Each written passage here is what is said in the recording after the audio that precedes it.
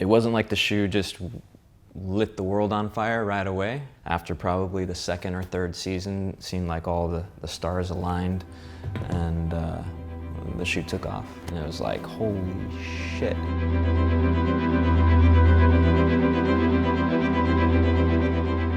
'90s, early 2000s was like the heyday or golden era for my career in skateboarding. It was all about traveling, filming as much as you can, and just racking up footage. There was no social media. It was a time where most of the brands were doing well. There was travel budgets, marketing budgets. I think that was the best time in skateboarding. Globe started back in 1985. It wasn't called Globe at the time. Then in, I think it was 92 or 93, they started Globe Shoes. I was with another shoe brand at the time, but they just couldn't really give me the answers I was looking for. Met up with Gary. He gave me a solid offer, and it's sort of a no-brainer. Signed the contract on spot when I went and met with him, and the rest is history.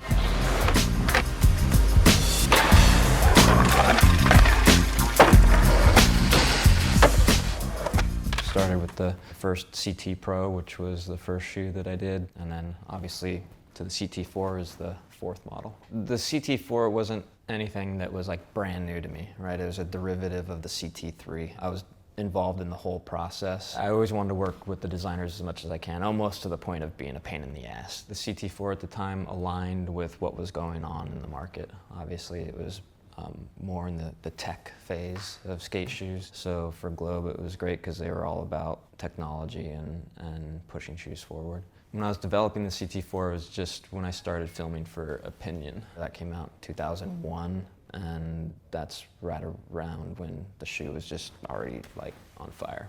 I'm not too sure why it exploded like it did. Obviously, I was still out there skating a lot. The shoe was lined up in the market for the right trend. The shoe itself, I think, was designed really well. It seemed like a lot of emulators, people who were looking at skate but didn't really skate, gravitated to that shoe. It was just one of those trends that caught on and took off. We've been talking about re-releasing the CT4 for probably 5 or 6 years. We knew there would always be a time where it would come back to that style. It was probably a year and a half ago where it was like, all right, well, we're seeing some stuff out there. Let's start getting everything lined up for when it's time we could just drop it. They fucking nailed it. I mean, it's exactly how it was in the early 2000s, and it brings you back to all the trips, all the meetings with the designers, all the trade shows that you have to do, all the tours, the video parts, all that type of stuff. So it's just sort of, every time you see it, a trip down memory lane.